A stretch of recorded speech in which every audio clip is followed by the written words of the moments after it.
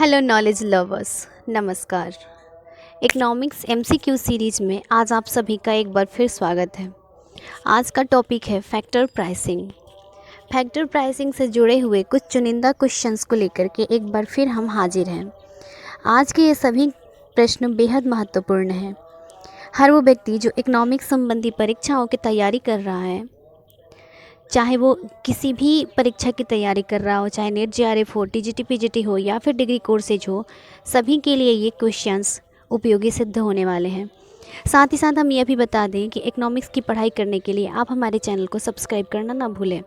Bell icon ज़रूर दबाएं ताकि नई वीडियो का नोटिफिकेशन सबसे पहले आप तक पहुँचे। वीडियो को लाइक करें, अपने दोस्तों के साथ शेयर करें और यदि कोई टॉपिक समझ ना आ रहा हो तो नीचे कमेंट बॉक्स में हमें ज़रूर बताएं। इकोनॉमिक्स बहुत ही इजी सब्जेक्ट है यदि उसे जीवन से जोड़कर पढ़ा जाए। फिलहाल तो हम अपने एमसीक्यू सीरीज को आगे बढ़ाते हैं, तो शुरू करते हैं। आज का टॉपिक फैक्टर प्राइसिंग, साधन कीमत निर्धारण। क्वेश्चन नंबर 1, निम्नलिखित कथनों पर विचार कीजिए। कथन 1, मजदूरी से तात्पर्य है किसी भी प्रकार के शारीरिक या श्रम सेवा का भुगतान। कथन 2, मजदूरी के लौह सिद्धांत का प्रतिपादन 18वीं तथा 19वीं शताब्दी में टॉरगॉट ने किया था। कथन 3, मजदूरी का सिद्धांत एक प्रगतिवादी सिद्धांत है। उपरोक्त कथनों में से कौन सा से कथन सही है? कथन केवल 1, कथन 2, कथन 3 और ऑप्शन डी में कथन 1, 2 और 3। सबसे पहले कथन को समझते हैं। मजदूरी से तात्पर्य है किसी प्रकार के शारीरिक या श्रम सेवा का भुगतान, बिल्कुल सही है। मजदूरी के लौह सिद्धांत के प्रतिपादन 18वीं और 19वीं शताब्दी में टॉरगॉट ने किया था, ये भी सही है। और मजदूरी का सिद्धांत एक प्रगतिवादी सिद्धांत है, ये भी सही है। इसका सही आंसर होगा ऑप्शन डी, 1, 2 और 3। अगला क्वेश्चन, श्रम की मांग किस तथ्य पर आधारित होती है? ऑप्शन ए कीमत, ऑप्शन बी पूर्ण प्रतियोगिता, ऑप्शन सी अपूर्ण प्रतियोगिता एंड ऑप्शन डी इनमें से कोई नहीं। श्रम की मांग किस तथ्य पर आधारित होती है? वो कौन सा तथ्य है जो श्रम यानी मजदूरों की मांग करता है?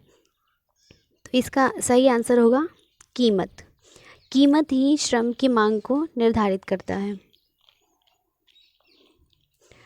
अगला क्वेश्चन, लगान निम्नलिखित तत्वों से उत्पन्न होता है। ऑप्शन ए साधनों की उपलब्धता, ऑप्शन बी साधनों की दुर्लभता, ऑप्शन सी भूस्वामी द्वारा प्राकृतिक पदार्थों का उपयोग एंड ऑप्शन डी उपरोक्त में से कोई नहीं।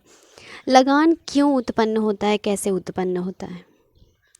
इसका सही आंसर होगा भूस्वामी द्वारा प्राकृतिक पदार्थों के उपयोग से लगान उत्पन्न होता है।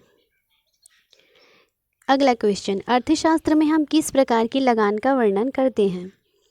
ऑप्शन ए आभास लगान, ऑप्शन बी आर्थिक लगान, ऑप्शन सी दोनों पक्षों द्वारा स्वीकृत लगान एंड ऑप्शन डी प्रसंविदा लगान। अर्थशास्त्र में हम जिस लगान का वर्णन करते हैं उसे हम आर्थिक लगान कहते हैं।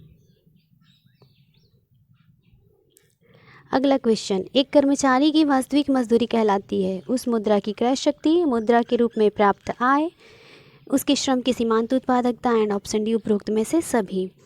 एक कर्मचारी की वास्तविक मजदूरी उस मुद्रा की क्रय शक्ति कहलाती है। अगला क्वेश्चन, बॉम-बावर्क द्वारा प्रतिपादित ब्याज सिद्धांत को जाना जाता है। ऑप्शन ए मनोवैज्ञानिक सिद्धांत के नाम से, ऑप्शन बी एजियो सिद्धांत के नाम से, ऑप्शन सी ऑस्ट्रियन सिद्धांत के नाम से एंड ऑप्शन डी ये सभी। देखो, बॉम-बावर्क ने जो ब्याज सिद्धांत प्रतिपादित किया है उसे मनोवैज्ञानिक सिद्धांत भी कहा जाता है, एजियो सिद्धांत भी कहा जाता है, ऑस्ट्रियन सिद्धांत भी कहा जाता है, इसलिए इसका सही आंसर होगा ये सभी। अगला क्वेश्चन, मजदूरी कोष सिद्धांत के प्रतिपादक कौन है?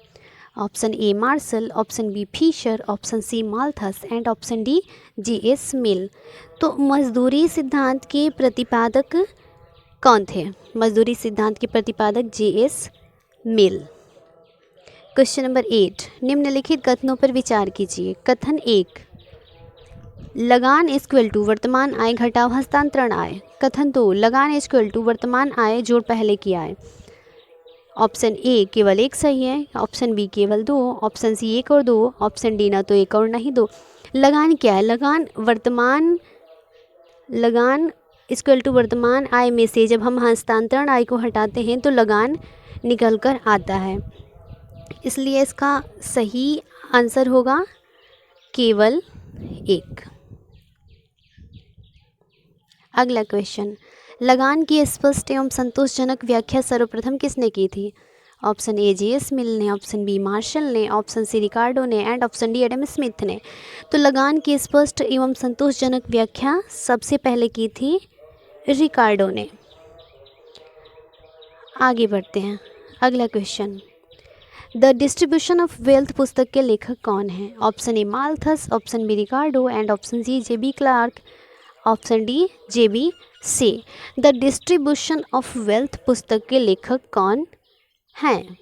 द डिस्ट्रीब्यूशन ऑफ वेल्थ पुस्तक के लेखक हैं रिकार्डो। रिकार्डो ने डिस्ट्रीब्यूशन ऑफ वेल्थ पुस्तक को लिखा है। आई होप कि आज की वीडियोस, आज के MCQs अच्छे लगे होंगे। यदि अच्छे लगे हैं तो इसे लाइक करें, हमारे चैनल को सब्सक्राइब करें और बेल आइकन ज़रूर दबाएं। मिलते हैं अगले